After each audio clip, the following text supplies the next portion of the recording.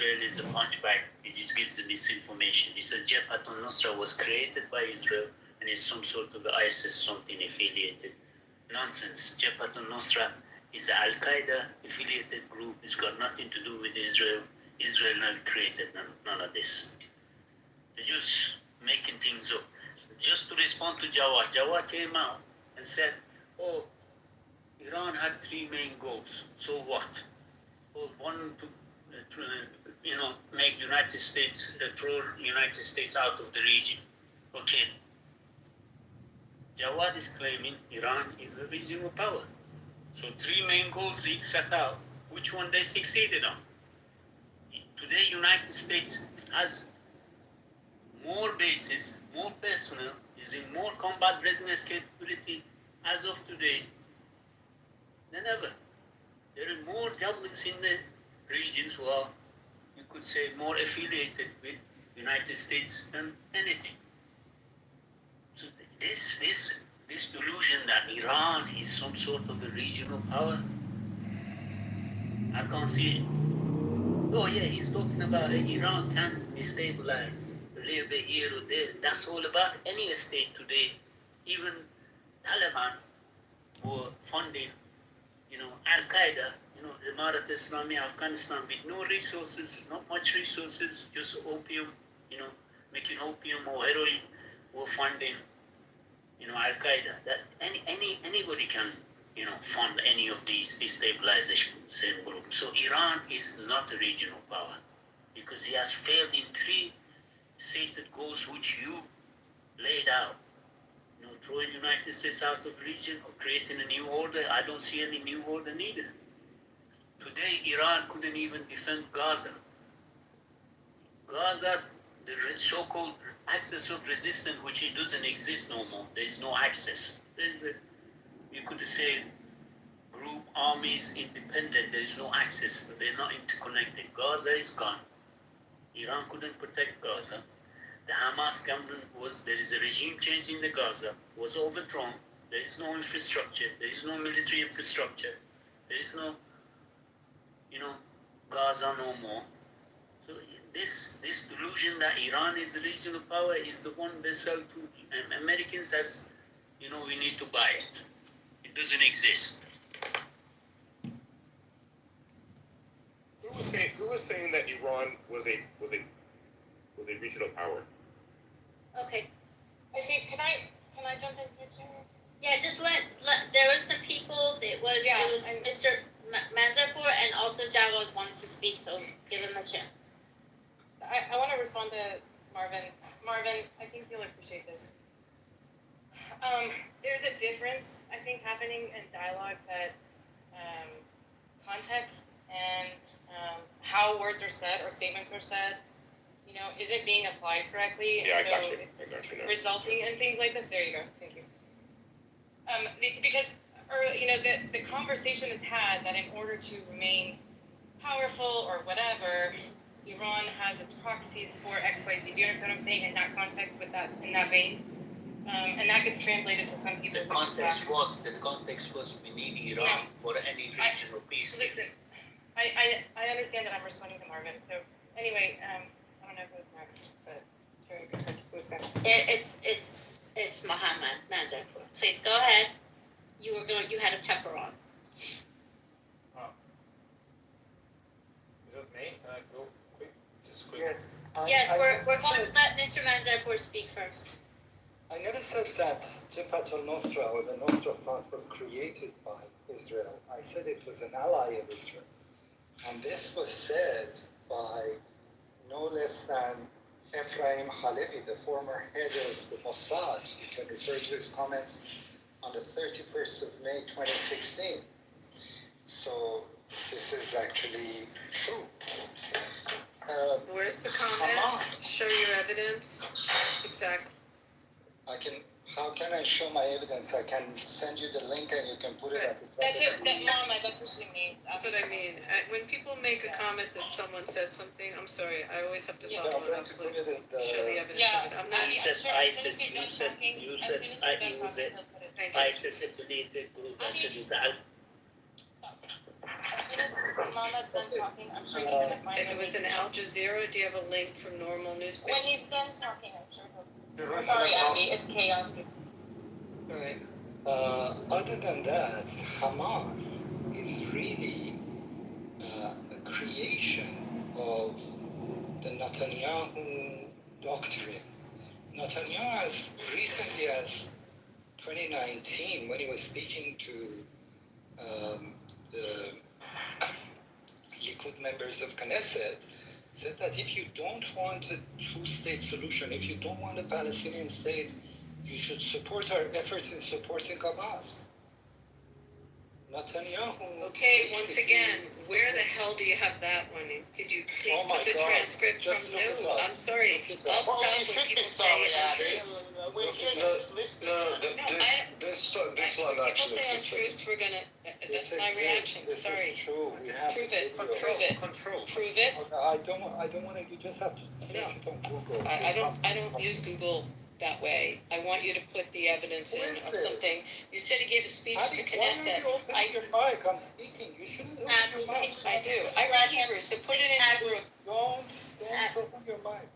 Just giving us the misinformation. That's Yes. Well, misinformation, and you gotta call it out when you hear it. It's not Prove misinformation. it. Netanyahu said it. Abby, we'll give you an opportunity to refute his case. Just let him finish, and then we'll go to Javon, and then we'll come back to you, and you'll give him time to put in his reference, okay?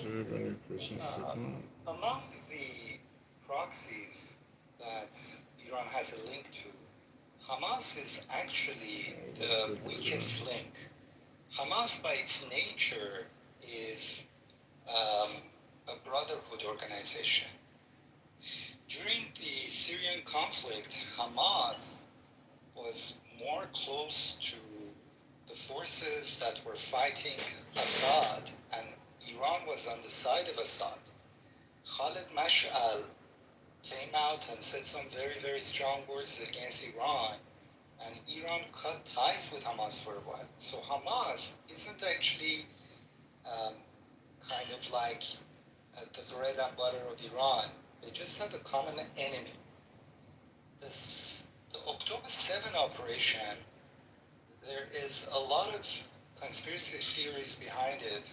One thing is for sure, and that is that U.S. national security organizations have both collectively said, and the White House and the State Department have also stressed that Iran was not informed or was not Misinformation. aware of this attack. total misinformation. Total misinformation. You guys, like, call it out. This guy would be out overruled in a courtroom. He's full of shit. And that's exactly the opposite of what was said Shut by, the fuck up and let him speak, Abby. Don't speak to me. Abby, By the way, this is that's not the- exactly the opposite Abby, of this what is not a Kofi safe said. zone for you to open Please up let's your not mouth. take the stage to please let's not take the stage Kofi to said the opposite of what he said. ad hominem. You're stuff. disrupting We're the very room, Abby. civilized Shut right up. now. Sorry. There's going to be very strong opinions here. There's no question. This is a very difficult subject, and we have to do our level best to be as civil as we can. I understand your point about Abby as an attorney. She needs the evidence, she needs reference, and she's not going to take everything said as being, she's going to look at it hearsay, and that's fine. I understand her. I will search it up for you if you want, and then we can go to Java. Java, please go ahead. Let's keep the mic turning so that we don't I get just into a want to hear stonewall. I'd like to jump in when you get here. I want to hear so that my reference can. Why you are saying it is a difficult subject? Why? Because you know why? Let me respond. The reason it's difficult is because everyone has an opinion and has ties to this, whether it's through their Judaism, through their their Muslim faith, or they're from that region, or they have a lot of opinions. After all, this conflict is as old as the cradle of civilization. This is not new. We're not talking about some, news of the day. This is a really deep-rooted conflict. It involves multiple countries and it involves multiple religions and faiths. So this is why it's difficult. We're talking about two things that are always taboo: politics and religion. Look at the religion of the people on this stage right now. Everyone civil as we can. And some members on this stage are outspoken on this. This is what they do. They're Middle East experts or they're correspondents or so forth. So they're going to have different viewpoints.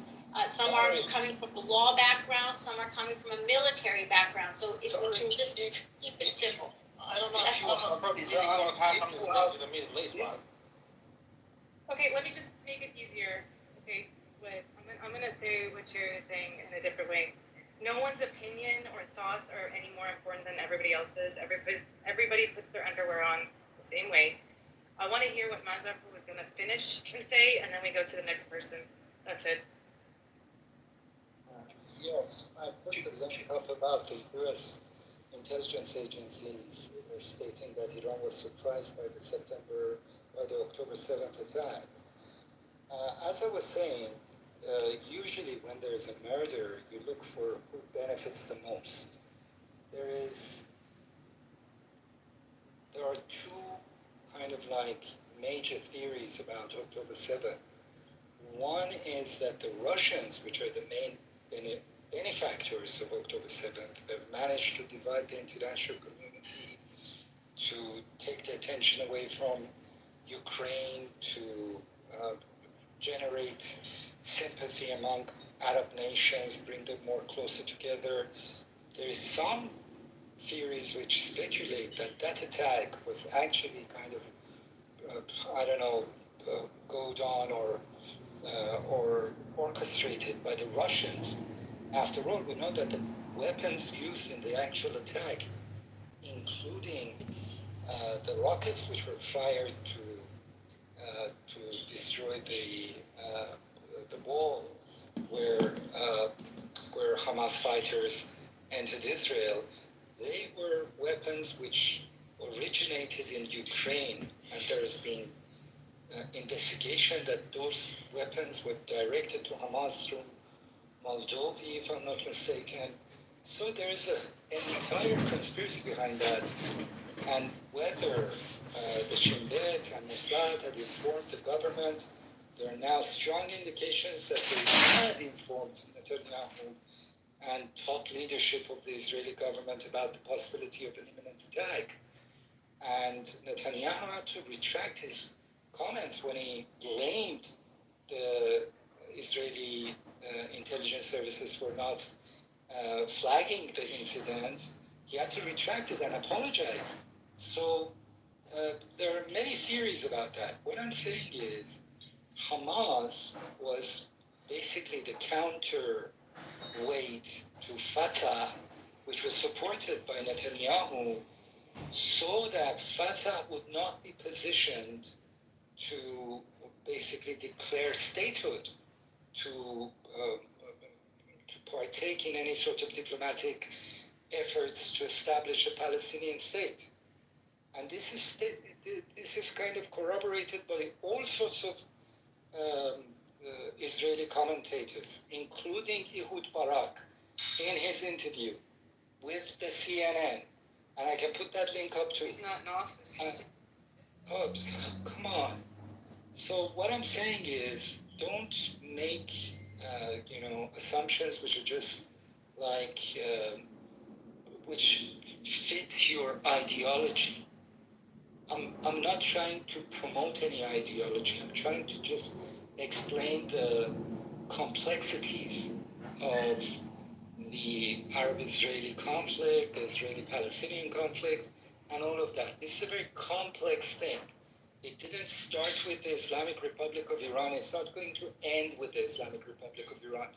When Netanyahu was pushing the Americans to attack Saddam, at the time he was saying that Saddam is the greatest obstacle to peace in the Israeli-Palestinian conflict. Well, Saddam was removed. And now there is no prospect of peace. I didn't know if it was like a back and forth thing. You are good on. That's it. Yeah, okay. Can you talk, please? I have 2 comments. No, actually, you didn't wait as long because. Okay, sure, no problem. Highway. Okay. Yeah. Can you tell me when my turn is? Absolutely. Yeah, Alejandro, it's fine. Let Javo speak. Yeah, put Javo me in wanted too. to speak first. Go ahead, Javo. I'll try to be very quick. So first of all, about the Islamic Republic being a regional power, this is not an opinion or my opinion. This is really stated analysis by the Western governments. It doesn't mean it's right or it should be or somehow legitimizes the government's behavior or the regime spending of Iranian resources toward creating that power. It's just a fact. You see that fact in the ballistic missile advances, in drone advances. Now, this is relative to their neighbors, except Israel. This is not relative to Israel or relative to the United States or even relative to Russia or other sources. So when we say regional power, that's what we're talking about. And again, this is more of a destructive power as opposed to a constructive power. Now, this very power we're talking about has been significantly weakened in the past year, mainly on the April 13th attack against Israel. It showed that the technology that they were very proud of is not as accurate or advanced as they thought it would be. It has been significantly weakened in recent operations by Israel, shows that the depth of the Israeli influence inside the intelligence apparatus of the regime, significantly more than previously known. And it also shows in their inability to respond to the actions that Israel has taken. So they are a weakening regional power, but nonetheless a regional power. Now, going back to this whole issue of what is their overall policy, Mr. Khamenei himself has declared a very consistent message in terms of the regime's foreign policy. This has been going on for decades. And that is the policy of no war and no peace. So they do not want an all-out war. They know that they will lose. They will lose badly. That's what Marvin was talking about. And it's very accurate on that. But they also don't want peace, because that also means that the entire foreign policy cannot drive the definition of the regime and their internal policy toward the economy, toward the social issues, toward the way the government's organized and everything else. If foreign wars, if the foreign conflict ends, they will have to address the internal issues, and they're incapable of doing that. That's why this policy of no war and no peace will continue, but up to a point. That point will be soon. That point is being tested now, and that's exactly what's happening between Hezbollah and Israel. Now, as far as the decision-making on October 7th, the fact that part of the Islamic Republic did not know, that's correct. The American intelligence assessment is correct, but they've been very quick to point out that, as we all know, the regime is not a monolithic state. It is not a cohesive power. There are many islands, many pockets of power. At the same time that October 7th was happening, part of the regime was sitting in Qatar, negotiating with the United States to receive that $6 billion that was frozen. And this very same day that happened. So it is possible that part of the regime did not know, and that part of the regime did know and participate. And the last thing about this conspiracy theories about October 7th, it reminds me of 9/11 in the United States.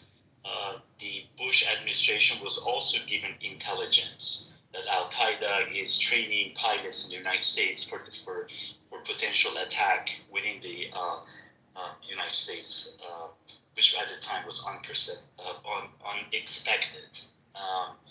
And so we could say that, yes, it was a failure of intelligence. Both October 7th and 9/11 were massive failures of intelligence.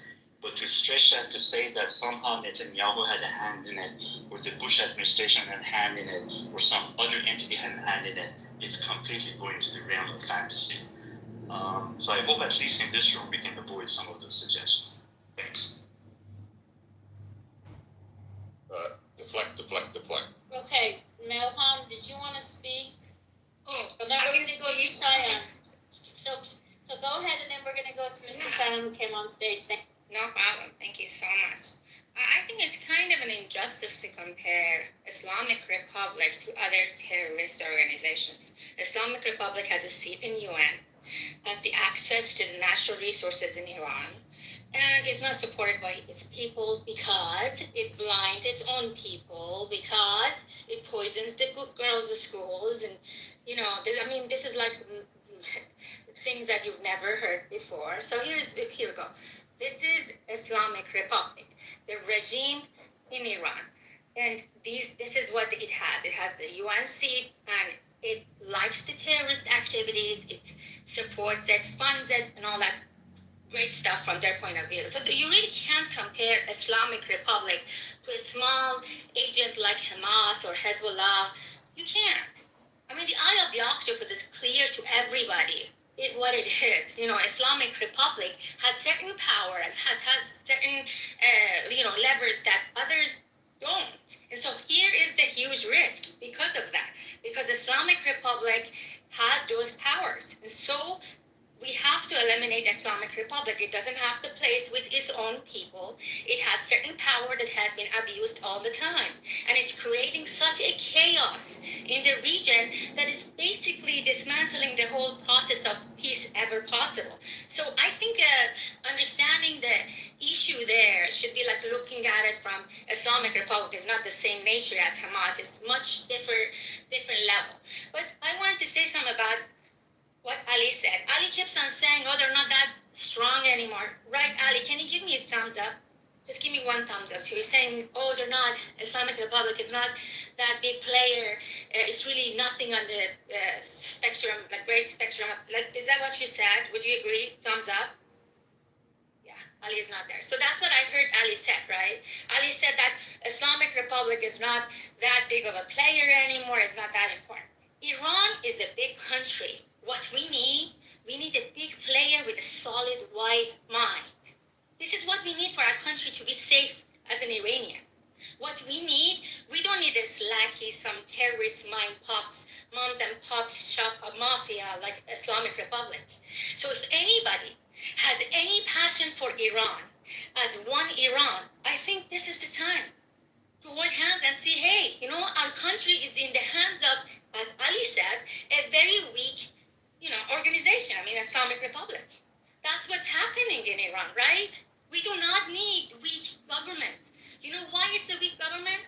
Because no sane government blinds its own people. No sane government poisons its own people's schools. 994. The closest to us is 33 in Afghanistan. Other places it happens, the news doesn't come out.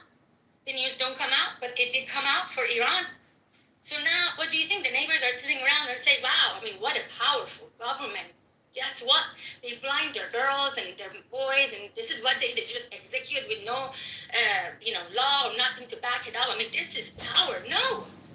All around the world see how ridiculous this regime is. So if we are patriotic, if we actually care for the peace, if we actually care for Iran, today we realize Islamic Republic is a terrorist machine, not only unsafe for the region, but also more specifically for Iran as one country. So I don't know. I mean, we can't go around this big elephant in the room. One last thing for Mr. Manzarpour, and I'm going to finish this. I like the facts and everything, and we should be talking with the facts. And I want to expect that from everybody else too. There was a report coming out from fact-finding committee. It was back in February, and the report was saying about all the rapes that happened, and all the suffrage and all the things that happened to the girls and boys and men and women, freedom fighters in Iran. And I never forget when I went to the stage, Mr. Manzarpour was saying, "How do you know they didn't take any pleasure in all that rape that took place?" That is absolute bollocks. Okay, Mr. Manzarpour was a public room. There are women in this room. And you should be ashamed of yourself. There were people in that room, though. Okay. Whatever people in that room, you're an absolute liar. Absolute liar. May God damn you to hell. May God damn you to hell. Are you taking it back? Hold on. Do you agree that the facts by Emma, this isn't that kind of stage? Quick drama Really not. left. Quick drama. It really isn't. It really is a non-personal, unbiased stage. We're gonna let Soren No, speak. that was Hang on, someone. absolutely rubbish. I am surprised by the audacity. Hold on, guys. I'm sorry, I was trying to get dinner ready and my. Please don't. Okay, if you want to, Mazarpur, you are lying. hold the stage You like are lying. You are stupid, man. Why you? shut the fuck up, idiot. Mazarpur, you're not supposed to. Listen. Oh. Everybody, everybody stop. Not everyone. I'm sorry. There are non-Iranians in here, and you guys are embarrassing. Like, the Iranian diaspora is single-handedly embarrassing everyone. And then you want to know why nobody wants to help us or do anything. I don't understand. Where's the... Oh, but wait, you need that we talk about Mama. I'm very sorry that happened to you. I was trying to unmute, and it just escaped me. I've been trying to keep it respectful. I said it repeatedly. Criticize what somebody says, but these personal attacks and these conspiracy theories and labeling people and saying all this shit, enough is enough. No, Cherry, I'm not done, please. Did you remove her though? Did you remove her? Yes, I absolutely Good. did. All right. I absolutely did. All right. She hijacked the whole thing. You did realize? Let me tell you something, you guys, okay? As the Iranian diaspora, if you collectively do not find some semblance of respectable decorum and stop with the ridiculous conspiracy theories and pinpointing and I gotcha moments and all of that. Javad, I have a lot of respect for you, and I just met you for the first time tonight. I love the way that you engage with Mohammad and others. And Mohammad, I appreciate you genuinely for being here. I haven't been on Clubhouse in a space. Rue pulled me in here today in 4 months. I've washed my hands of the Iranian community, and I'm sorry I'm saying this amongst all of these non-Iranians here, but I've washed my hands of it all. Because it's just one embarrassment after another.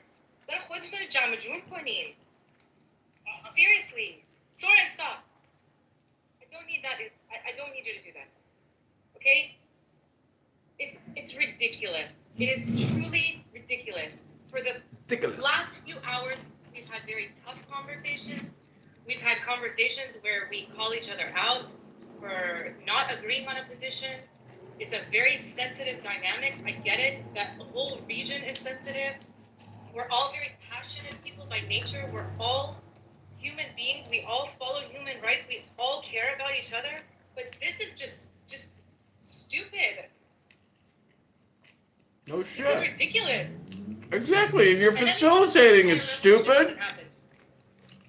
And then you want to wonder why we can't get ourselves together. It's a you problem. Oh, but it's not hefskunning, is that it? دلم برا کلیدن شده. Hashtag Persian Pride. You hashtag it all the time. Hashtag Persian Pride.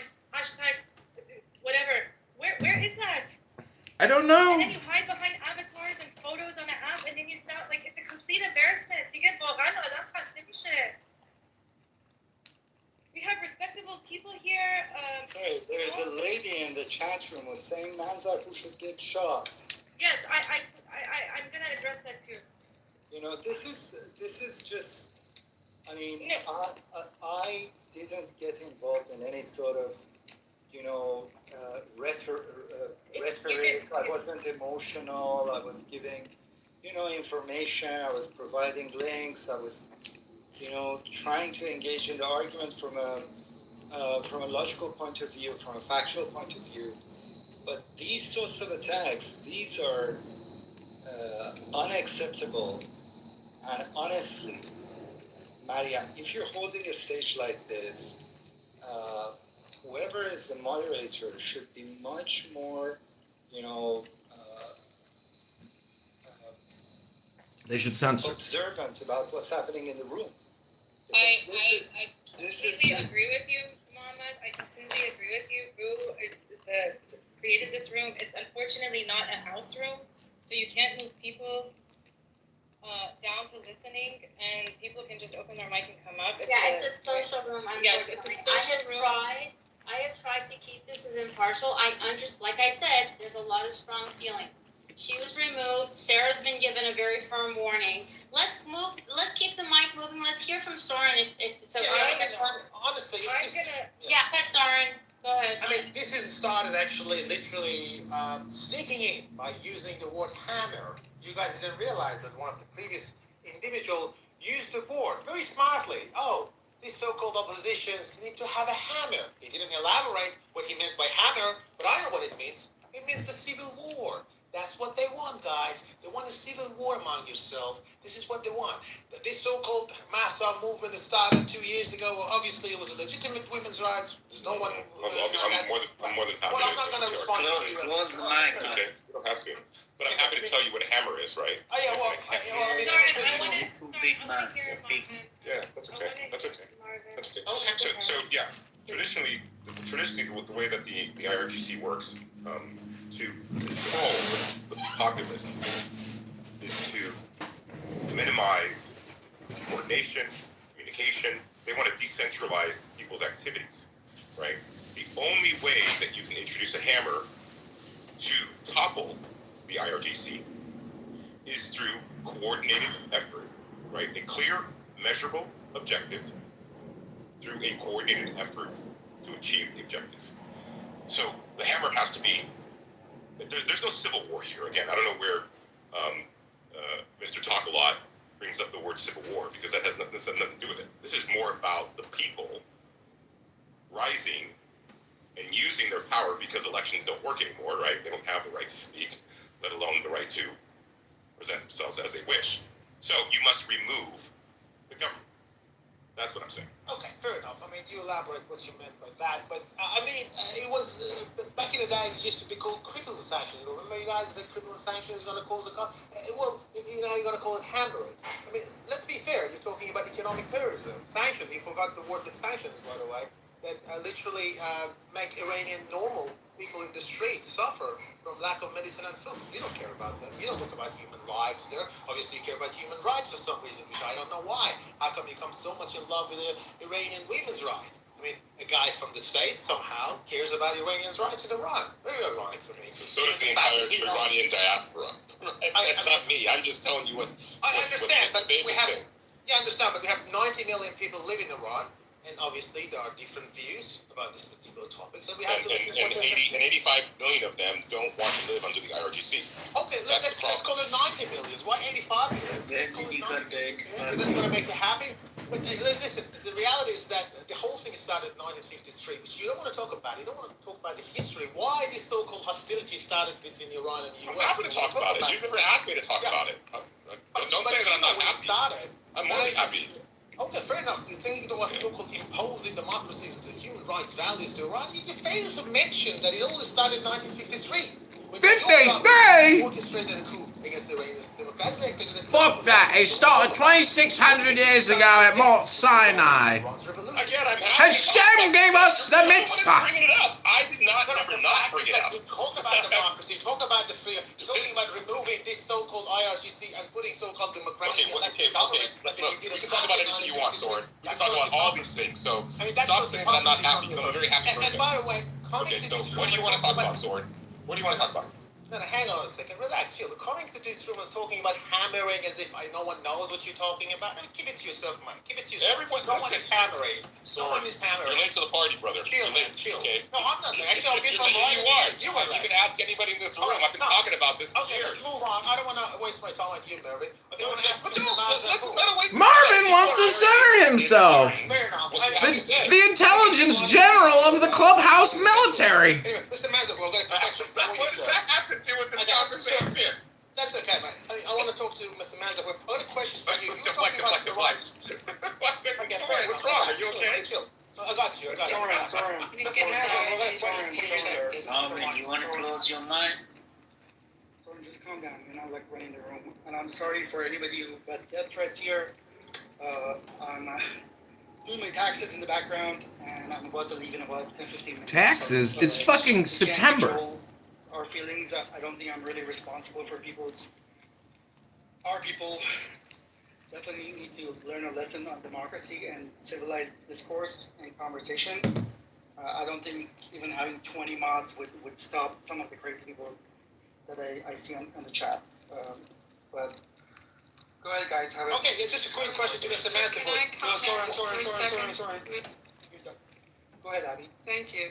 So I'd like to take some of the conversation back to where you were talking about before, where you have a direct connection from the regime to Hezbollah, and talk about that for a second, and remind the people that have American citizenship in the room that in 1983 the Beirut barracks were bombed, and 241 U.S. service members and 58 French paratroopers were killed. Oopsie! Suicide truck bomb. 1980.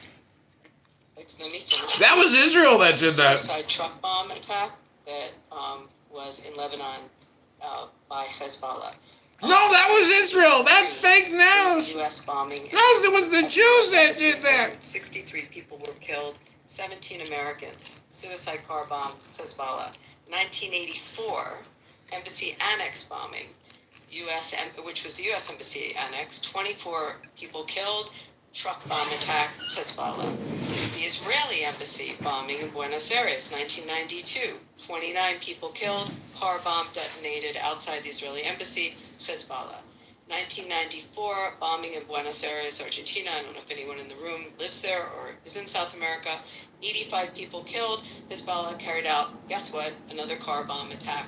Also on the Jewish Community Center, one of the deadliest attacks in the history of Argentina.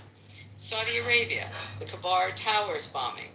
In 1996, it's where the U.S. Air Force personnel lived. And there were 19 U.S. Air Force personnel killed, 498 people wounded. Guess what? Truck bomb detonated. Guess who took responsibility? Hezbollah. 2005, the assassination of the Prime Minister of Lebanon, Harari. 22 people killed. Guess what? Another car bomb is what did it. Hezbollah. There must be a war. Bulgarian bus bombing, 2012. Bus carrying Israeli tourists. 6 people killed, 5 Israelis, 1 Bulgarian. Hezbollah, again, were suicide bombing.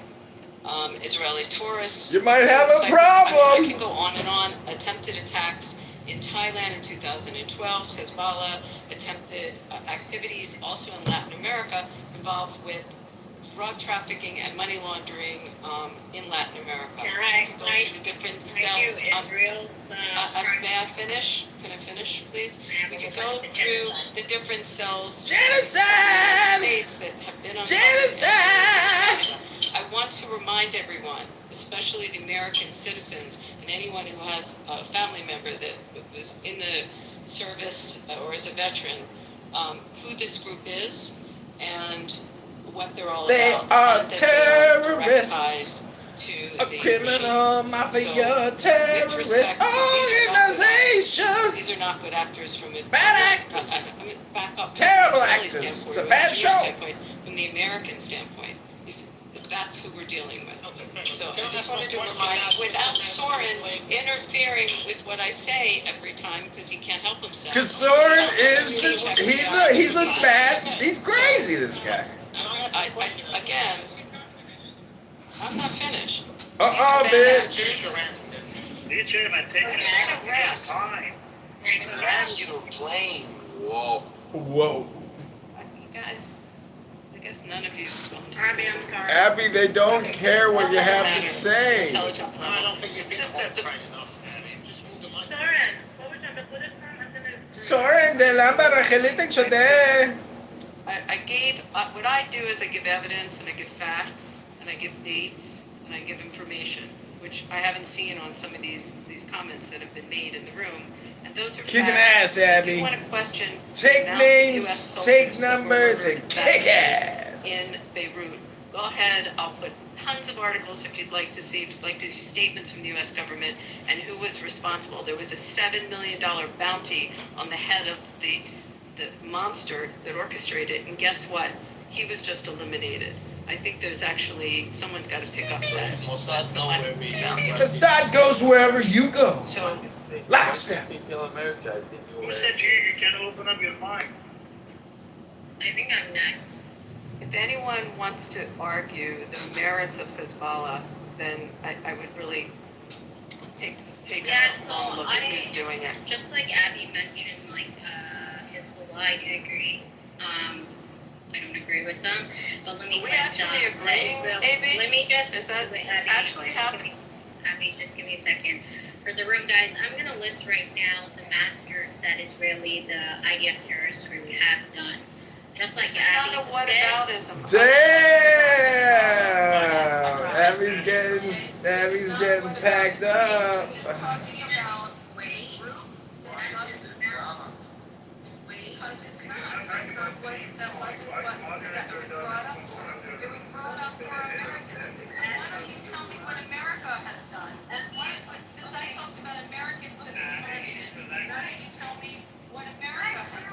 Your crown prince will never be in charge of Iran, don't worry.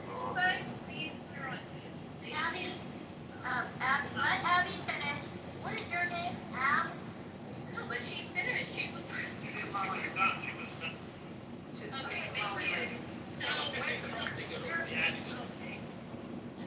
Okay, let Abby finish so she. This is not, thank you, Sherry. It's not a whataboutism. You're talking about Hezbollah. I gave facts about Hezbollah, and I gave facts about what Hezbollah did to American servicemen and American diplomats and American citizens and French paratroopers. I'm gonna get to that. Just give me a second. What did Israel do to Americans? Oopsie! It's a social room. So we're trying, yeah, it's a social room, unfortunately, that's the way it was set up, and we would have to end the room to change it around, so we're just trying to have an honor system. And I see someone is on the phone, I know someone wanted to speak. I would like to welcome, Mr. Cheyenne to the stage, I'd like to hear from him, he hasn't said anything yet. Mr. Cheyenne, would you like to speak? I'm done, Sherry, thank you. I just wanted to say to Marvin, December 5. You're Semper Fi! Semper Fi! Abby, please do not interrupt him when he speaks out, because then you're gonna be removed, okay? No, you're not yet. He was here long before you were, sorry.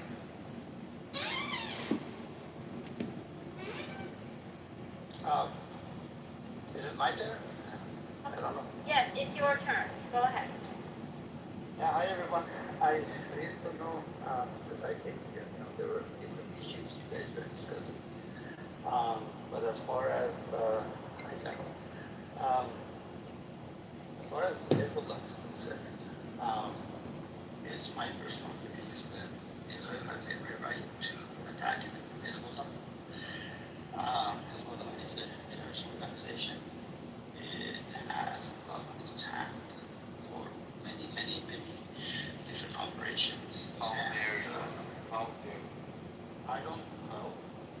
You can see that I dare and say it and stand by it. Hezbollah is a terrorist organization in conjunction with the drug cartel. The documentations are there, evidence is there. They have blood on their hands everywhere. So, if I were Israeli and I had such a neighbor aiming thousands of missiles at me and my neighborhood and my city is flames, I'm exactly the same thing. So, as far as I'm concerned, all the power is right for trying to destroy Hezbollah and Hamas. And that's the end of the discussion. It doesn't matter who else they blood on. But this is the reality right now. That's all. I like a chance.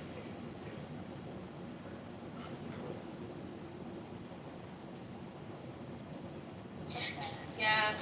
I'm done, thank you. Okay, thank you, Cheyenne, thank you for weighing in. Who's next? Oh, okay, go ahead, and then Ally. Okay, so the Americans in the room, specifically, guys, we're really not talking about what's going sent to us as Americans. So I need you to listen up. Put up your ears and listen up, because we're not told this in school. On June 8th, 1967, write this down, guys. I'm gonna ask them. Wait, say one thing to you right now. First of all, the people in this room don't need a tutorial. They're not students. You are, and that's okay. We need to speak to the facts as they are right now. We don't want a tutorial on Israel. I just want to know, but you have to stay over. There's a little bias. That's a discussion. Okay, that's fine. I have a bias here. No, I don't have a bias. I understand, but can you just stay with recent things and don't go back to 1960? She literally went back all the way during the Iran Revolution. You won't let me say anything at all? That's not fair. At all. The Iranian.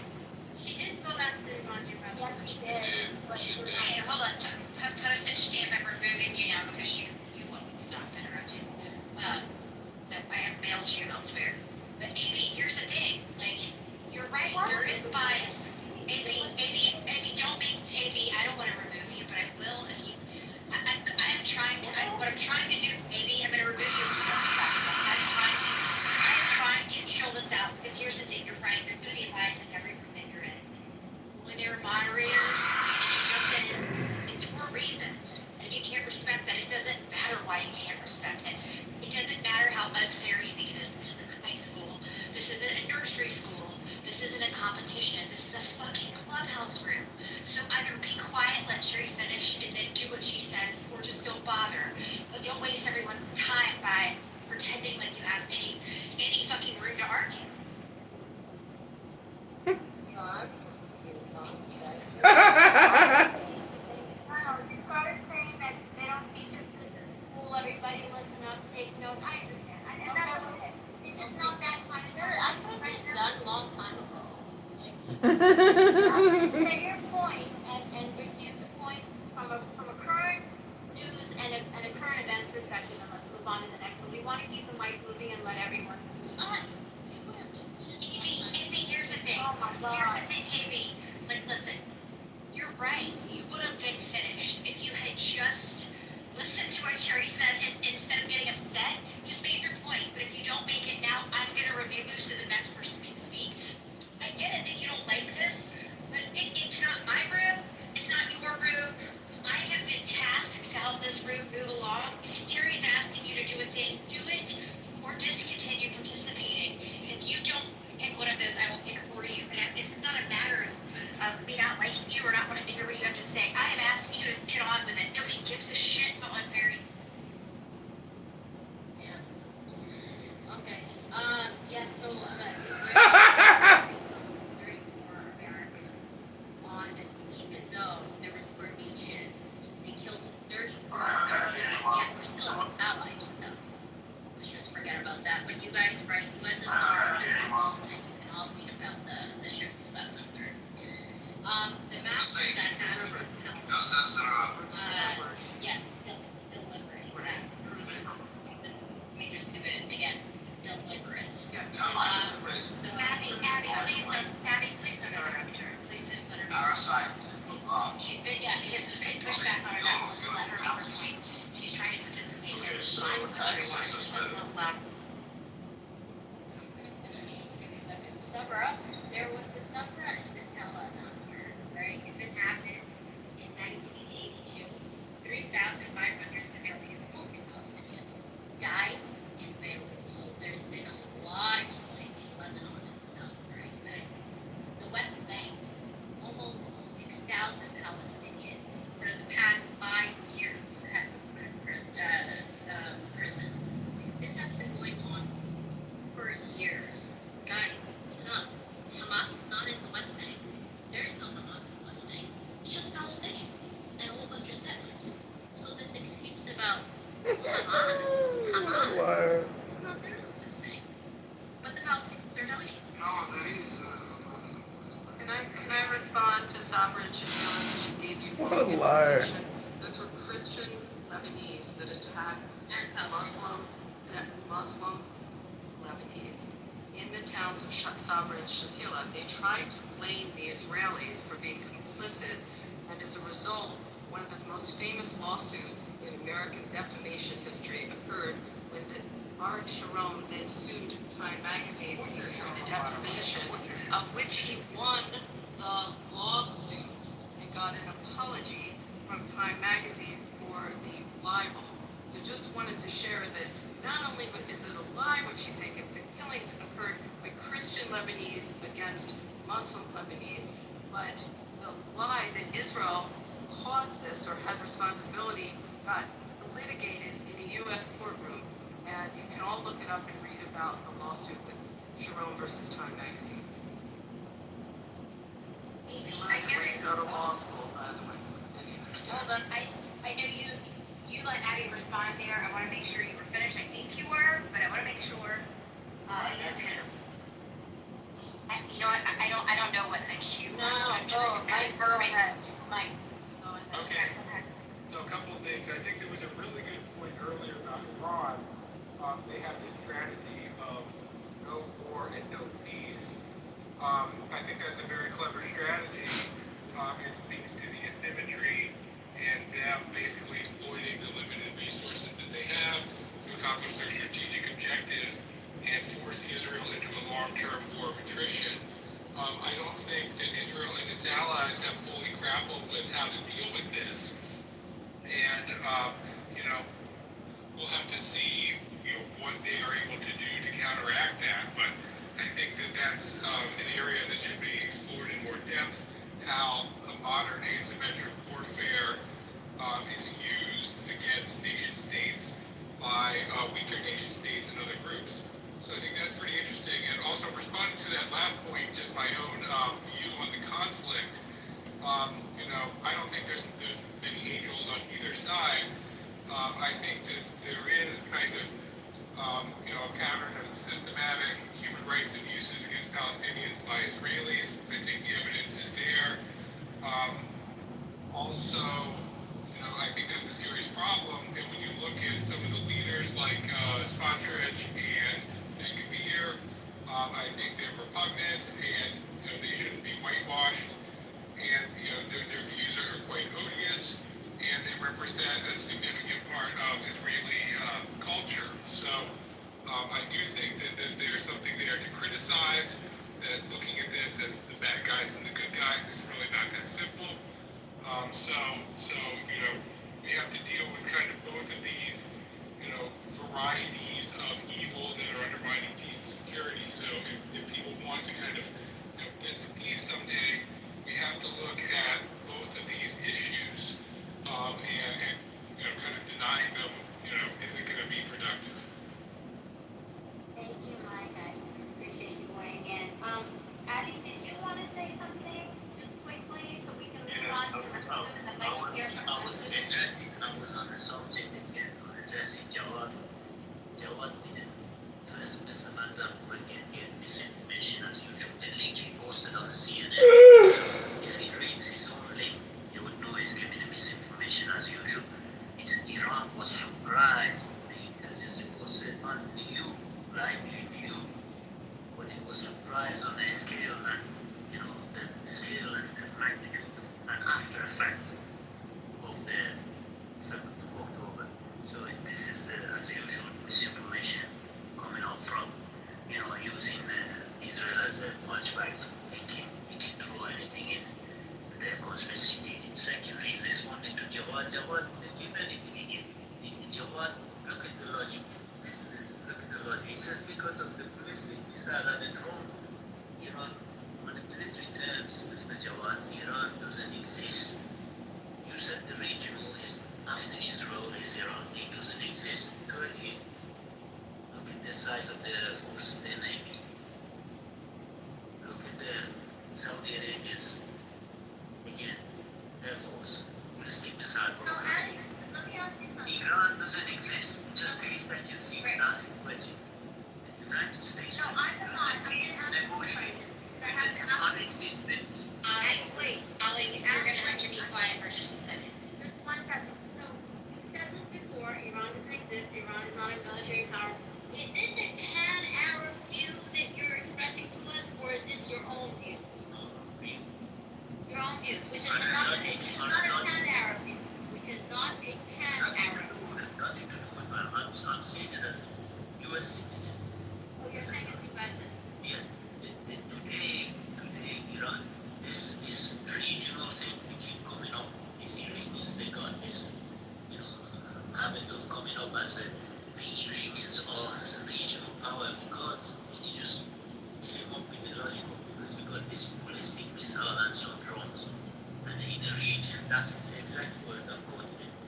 Only Israel after Iran has this kind of like a military apparatus, which is absolute nonsense. Turkey today, Saudi Arabia, even Oman, that we have so-called, regional NATO, they combine even outmatch anything Iran can offer or, put forward. Iran, Celebrity is a catfish, and a terrible DJ, and a terrible anti-Semitic bigot.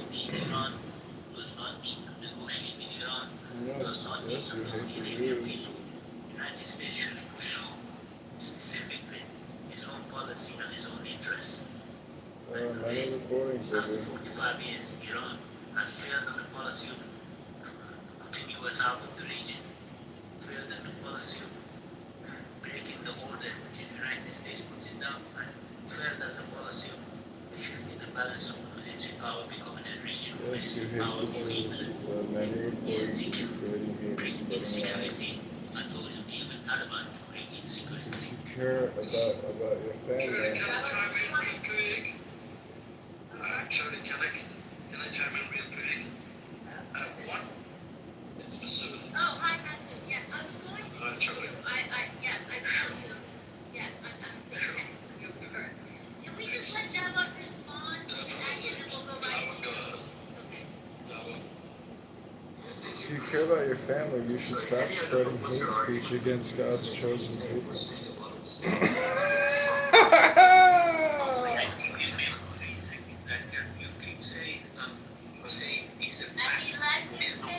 He let you speak, so you're gonna have to let Jabba speak as well, okay? Yeah, somehow you have come to the conclusion that me saying that the Islamic Republic is the regional power somehow me supporting that or me liking that. That is absolutely the opposite. As I said a number of times, I wish the Islamic Republic had taken the wealth of the Iranian people and spent it for the prosperity of the Iranian people, as opposed to the it created. But and I agree with you that they're not the dominant power either. I did not rank the Islamic Republic against Turkey or Saudi Arabia or comparing the air forces. All I said was that they're regional power. And going back to the point that Mike made, I think it's a very critical point about asymmetric warfare. It is true that Khamenei has played this policy of no war, no peace very cleverly, and has avoided an all-out war, and at the same time has kept inside the country on a war footing and all the benefits of the brutal suppression that comes with it for his regime. But that also is coming to an end, partly because of the Ukraine war, partly because of the deteriorating relationships between the West and Russia, but mostly after October 7th. That policy is not sustainable. Sooner or later, you will have to decide. And as long as Israel keeps pushing, and now we're seeing in the north pushing with Hezbollah, Khamenei will have to decide soon. He was willing to sacrifice Hamas. It's entirely a different question whether he's willing to sacrifice Hezbollah and not react. The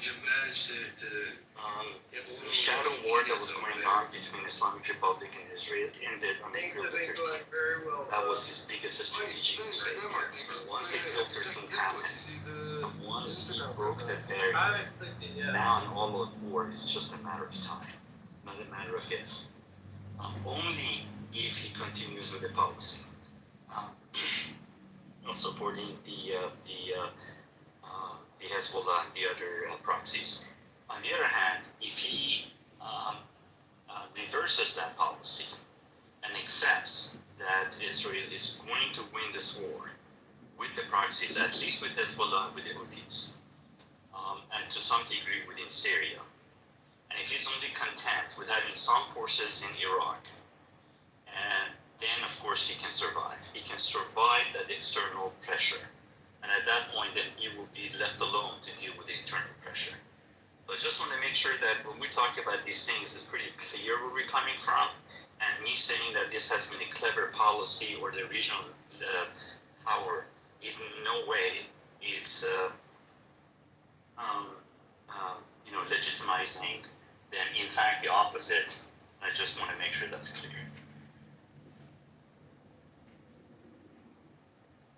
They call me Mellow Yellow. Yeah. Okay, go ahead.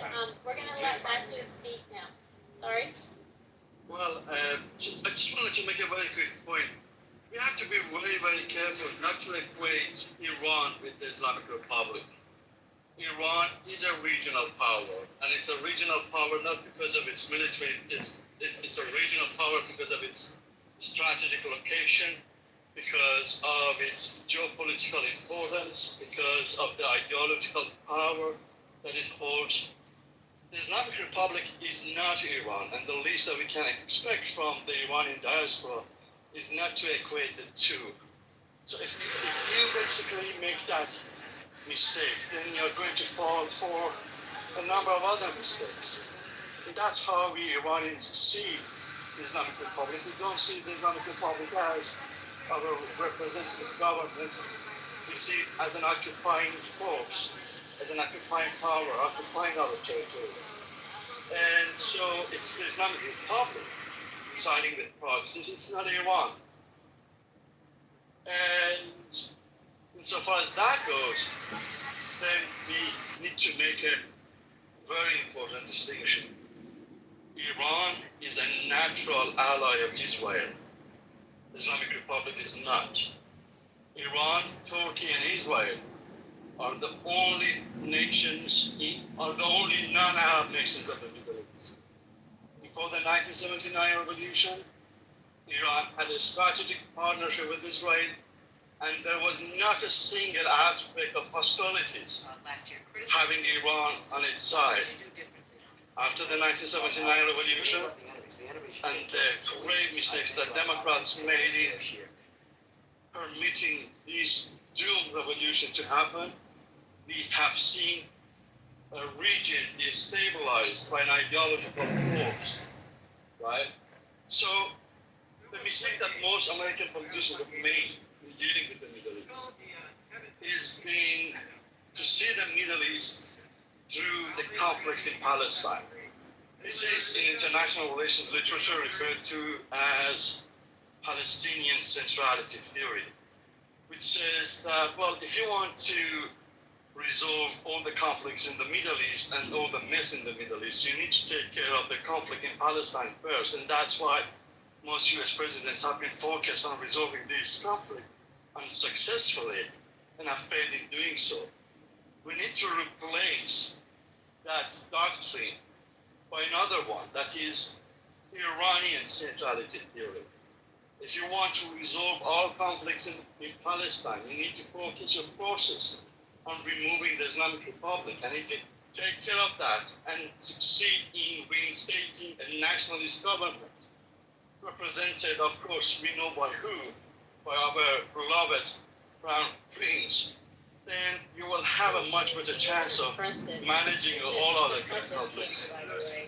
Well, I mean, you don't need to, yeah, and you don't need to lecture Iranians about that history. You cannot talk about you are a very rude person. Very rude person. I think there's a problem with actually accomplishing that, which is there's this major sectarian backdrop, which is the Sunni Shia divide, and basically the IRGC, as the sovereign power in Iran right now, has taken the mantle of this. Iran doesn't have a sectarian divide, and there is no, Iranians don't feel divided by the religion or by the sectarian divide.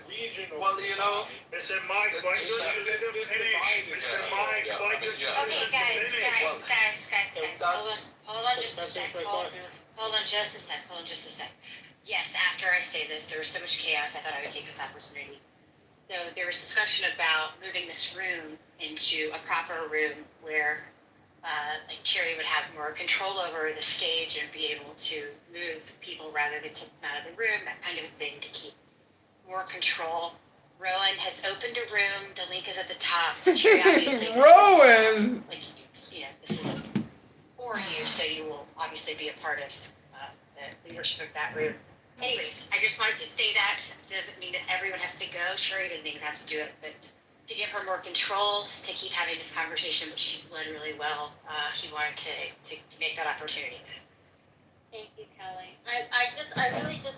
I know that, like, people in the chat are like, why are you letting this guy speak? Why are you letting that guy speak? I know Alham really had, like, a big fit. You have to understand something, okay? We're not going to censor in these rooms.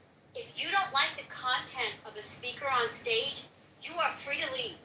There's nothing that keeps you here.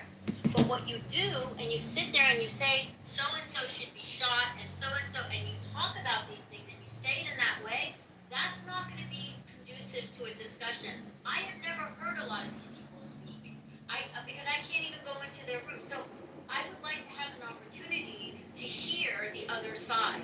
And if you, the people in the chat are clamoring for people to be shut down, then you have no reason to ever complain when you yourself are shut down.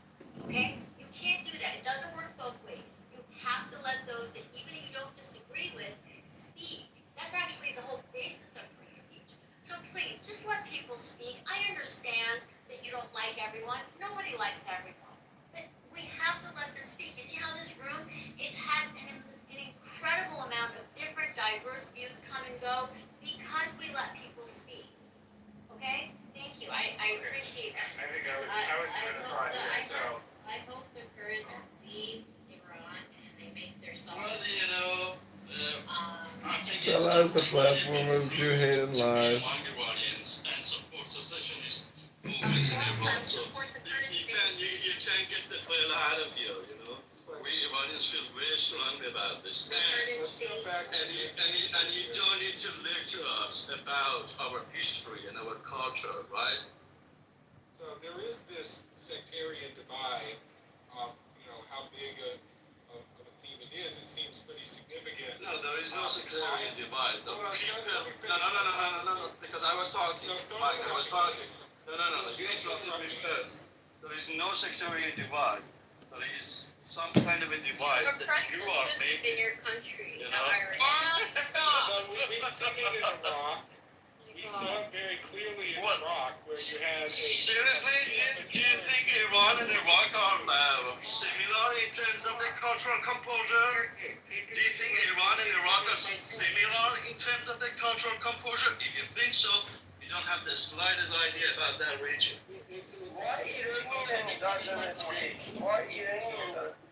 There had been a long period in the Middle East. I cannot believe Mike is not Iranian. He's talking so strong about sectarian. Don't you listen? All the Iranian, they say to you, there is no such thing exists and no comparison with Iraq. You guys not even Iranian. The non-Iranian is talking about Iranian geography. You guys don't know nothing. Just listen. Listen to us. It's your opportunity. Mr. Mike, you are not even lived in Iran for 1 month. Why are you talking like this? Why are you so strongly talking like this? Listen to us. Just let the pot to be melted and listen. Because you interrupted the Masood was talking. You give a right to yourself to interrupt the Masood, and after that you said to me, why interrupting you?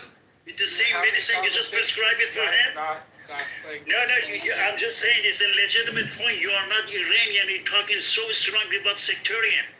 And he's telling you there is no such a thing exists. And you are not Iranian. Listen. Listen. So is any Iranian agree with you in this room? Any Iranian? I'll be shut up. I'm Iranian. Well, are you trying to claim that the IRGC is I'm trying to claim you don't know what you're saying. That's what I'm claiming. I'm claiming you don't know nothing about anything you say. You have no points and no facts. So they're not We living in that country. We raised and grew up in that country. There is no such a thing you're talking about. There is some sectarian, but not the way you're talking about like Iraqis. when they You have to listen, my dear friend. You have to listen to the reality, and after that, make your point. Don't interrupt the gentleman. Let him talk. Mike, that's the thing, and that's why American politicians make the same mistake as you do. You kind of come here and you kind of pretend that you know about our region than we do, and that's why you fall for such fallacies. And funny thing, don't interrupt. is that AB is following through with Mike. AB is basically another non-Iranian saying that non-Iranian who just spoke is totally right. Yeah, right. Two non-Iranians very much know about Iran. Absolutely. More than Iranians. But Mike and it's your opportunity to learn. This is your opportunity to learn, not to interrupt and talk. Listen, this is the beautiful room. We have a nice conversation. Mike, can I ask you a question? What's the point of you bringing up that point? Well, because the IRGC has created a whole group of allies throughout the region that are, apparently Shia co-religionists, going from, militias in Iraq to people that they've moved into Syria and Lebanon, and also down to Yemen, and that this seems to have a Shia religion flavor, which is related to their long-running conflict with Saudi Arabia, which is primarily a Sunni power. And historically, you had a Middle East that had a Sunni ascendancy, where Sunnis were in control, basically, and they ruled over Shia minorities. Basically, U.S. invasions overturned that order and allowed Shia powers to come into the ascendancy. So Iran, the IRGC, has basically taken the mantle of the leadership of this Shia axis, and therefore it is not so simple to dismantle simply the IRGC, because they are part of a larger coalition that is on the ascendancy in the Middle East, largely thanks to U.S. power, but also just to, other factors as well. So, they can't really be thought of as in total isolation. Not only that, this battle between Sunnis and Shia goes back hundreds of years. What battle? So to Jawad, because he's spreading misinformation, Jawad. Hold on. Push back. Let me ask you. Wrong. No, hold on. Hold on, Mike. Very follow-up question. Okay, so there is conflict between Shia and Sunnis. Do you think that Islamic Republic right now considers itself only the Islamic leader of the Shiites, or do you think they think that the leader of all of the Islamic world? Well, it depends.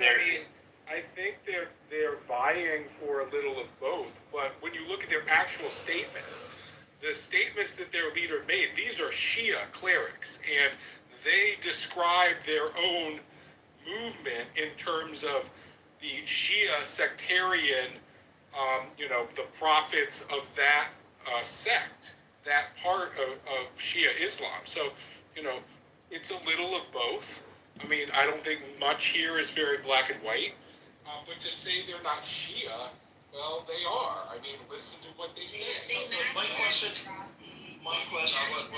question was a political question. From a political perspective, I understand the ideology, I understand the religion, but I'm asking a very specific political question. In the contrast against Israel and against the United States, against the Western world, do they talk about Islamic world? Do they think about, and even beyond Islamic world, they're really coalition of all anti-Western forces, or are they only pushing their own Shiite ideology? Well, I think they're very politically opportunist. They are willing to ally. They're clearly willing to ally with Sunnis when it's convenient to them. Okay. Okay. Then what's the point of you bringing that up? Again, I'll go back to my original point. Well, because it gives them a kind of larger wellspring of support. Mike, can I ask you a question? Can I ask you a question, really Mike? Understand, it's not just this little group in Iran. it's an entire kind of Shia awakening in the entire Middle East, and that this is not going to suddenly go away. It's going to still exist in Lebanon, Syria, and all of these places, even if the IRGC is deposed in Iraq. So, Mike, it's hear me out. Mike, hear me out. Can you name a single conflict in Iran that has concerned Shias and Sunnis? Well, Can you name a single conflict inside Iran? It's more pronounced in Iraq. But you know, buddy, we are not talking about Iraq. We're talking about Iran and Israel. I mean, this is the whole region here. Well, Canada is next door to Abby. Canada is Yes, you mod me for a sec. You know that Sunni can build I modded you. Thanks, Jordan. Appreciate it. Guys, hang on for a sec. There's a link that's above in the title here, okay? If you just click on it, we're going to continue this conversation over in Healthy Debates. It's purely just for administrative reasons. It'll exactly the same content, exactly the same people. It's just that, you know, when you have this type of conversation in a social room, there's barely any control.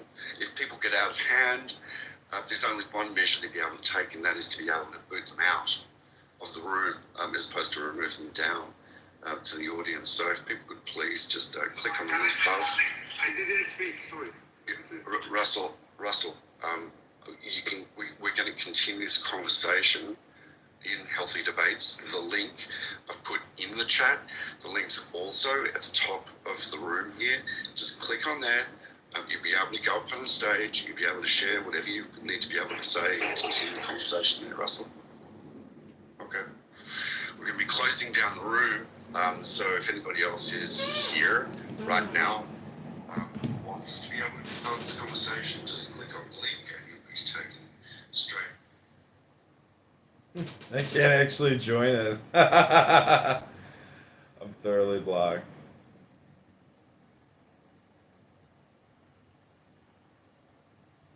But we'll be back. We have new burners.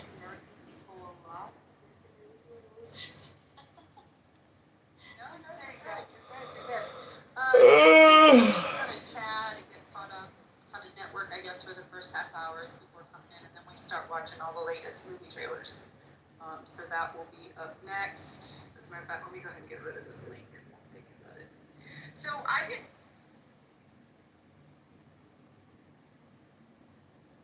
The book of Romans chapter 6 and verse 1 again, because when he said yes, I was confused. And I don't think Wayne actually heard me, so I'm going to repeat it again, and hopefully Wayne pays attention. Listen closely, Wayne. This is Romans chapter 6 and verse 1, the same letter that you brought to me. What shall we... Hold on, we'll get to that. What I mean is, do you follow a religion, or are you just atheist? So what created all life? I'll give you one moment. I just gotta understand something. Do you follow an organized religion, or are you just some type of deist or theist? Theism means you follow God, right? So according to my theism, I follow the Creator. All life. Well, no, create life. It's very simple, brother. I don't know why you're running. I'm not, bro. Just chill 1 second. Chill. Can you create life? Ask me some questions. Oh my God. So, when you say you believe in a God, do you follow Christianity?